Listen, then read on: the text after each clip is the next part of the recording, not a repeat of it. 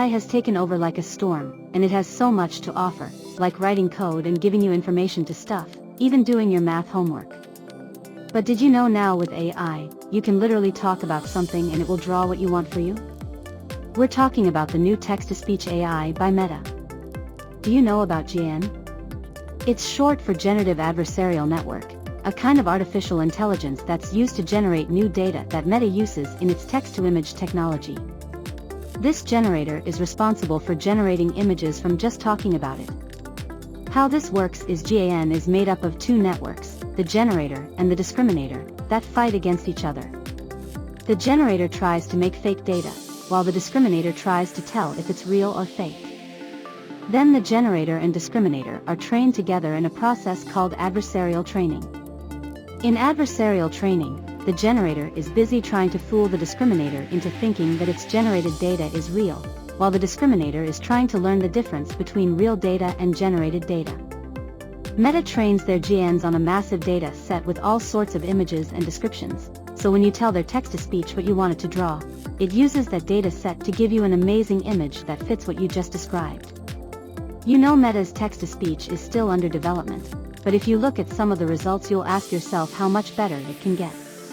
Because even now it's giving us some amazing results. There are paintings of a zebra riding a bike, for example.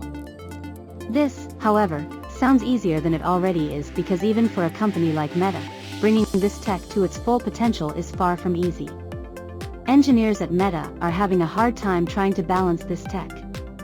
On the one hand, they're trying to make images that look super real, like you'd think they were actual photographs, but on the other hand, Meta wants to add a touch of creativity to make them unique and stand out.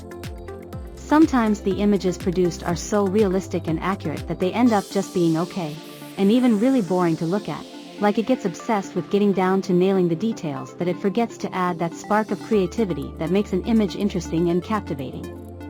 On the other hand, it gets super creative and then goes all out with this imagination, giving you images that are straight up mind-blowing and unique. But here's the catch to it. The image the AI gives out may not be realistic or close to what you described, and you end up with something you didn't expect at all. The AI does mess up a lot, and it isn't so accurate. You might ask for a beach sunset with palm trees and waves crashing on the shore, and the AI would end up giving you something close to it, like a hurricane on the beach. That's just one of the examples of how it could mess up. This inconsistency often happens because teaching a machine to fully understand the human language and dialects isn't so easy. It's rather tough, actually, to make the machine match the words perfectly into images. There could be 1,000 reasons why this happens, like limitations in the training data, because you need a lot of data to train a model to make images, or it could be because of the language used in the prompt itself being too complex for the machine to understand. If you know anything about AI and work with AI, then you surely know how important it is to keep the data balanced, like not having any favorites when it comes to training and processing the data. It's not exactly uncommon for AI to pick up biased data while training, and this happens a lot. So the AI might start showing results based on the stuff it learned, and in the case of Meta's text-to-speech, it's possible the data it's trained on might have more white people in it than people of color, for example, and any other race, which is not cool at all.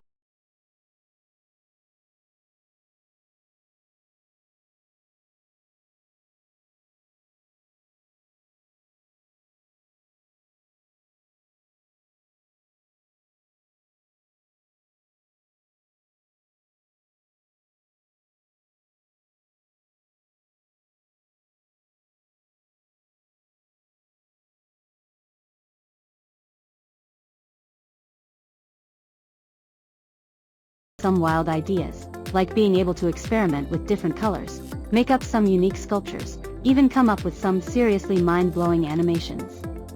Designers can level up and come up with some amazing marketing materials that we've never seen before, guaranteed to make their clients' product pop. Even writers can use it to come up with some serious epic stories, add relevant images next to them to make reading books a lot more enjoyable. Different businesses could use this AI to start getting ideas for personalized marketing recommendations that will be spot-on, targeted ads. While in education, you can get a much more interactive and visual learning experience that will probably stop making you yawn whenever you open your textbook. Healthcare companies can now get much more realistic images related to medicine and completely change the medical world. If you're an entrepreneur and want to launch a new product and you want eye-catching visuals for your ads or packaging by describing what you want in words, the text-to-image tech can give out high-quality, realistic images to perfectly fit your vision. There are so many ways we can use this tech to make communication a lot easier, especially for those who are deaf or hard of hearing. How can that help them? By taking a text as input and turning it into a visual, so